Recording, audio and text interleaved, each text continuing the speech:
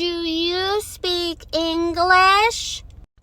A little white old lady yelled that up at me as I was going through the racks of the clearance section in a black and white dress, clearly not an associate. And I just stared at her for a second because I really didn't believe that this was happening to me.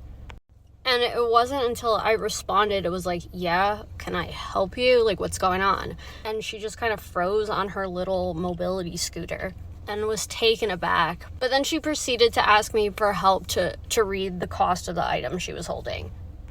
So I read it for her because that's how my parents raised me, even though I was really unsettled by the whole experience. But it wasn't until, I told her the price and I was explaining, ma'am, it says $5, and she kept second-guessing me, that it really hit me. Oh, these are microaggressions. This lady thinks I'm stupid and ignorant because she just assumed that English wasn't my primary language.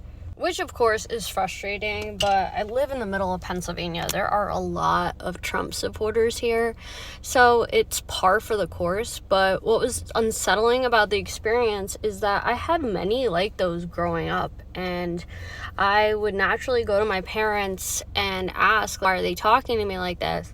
But I had immigrant parents from Italy and Portugal whose first language wasn't English, so they were constantly made fun of for their accents and othered because of that, and they couldn't understand that I was being singled out because of the color of my skin, because there's nothing I was doing in that store or in any other situation that was just screaming, oh, I'm Latina, I speak Spanish. I was minding my business in the clearance section, touching all the fabrics, trying to figure out what I wanted to buy. But this woman stereotyped me and then proceeded to talk down to me while asking for my help. And as an adult, I can better understand these experiences and it not really hit my self-esteem. But as a child, especially an adoptee of color raised in a primarily white family in a white community, I didn't have any frame of reference, and it just made me feel crazy because I knew there was a reason people were treating me differently. But everybody around me, my parents, everybody I trusted would just say no, it's fine. They didn't do anything to you.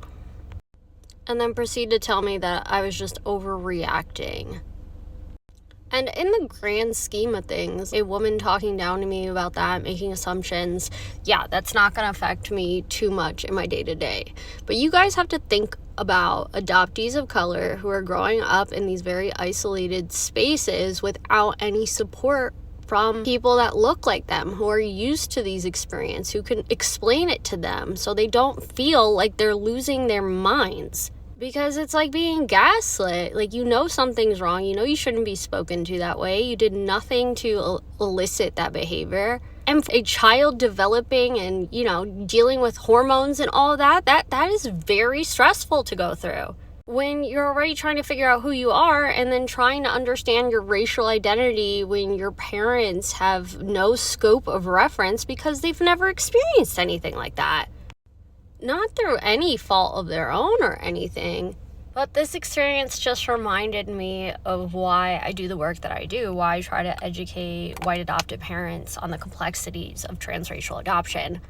Because no matter how well-intentioned many folks are, a lot of parents just simply don't get the education that is necessary to fully support their children of color.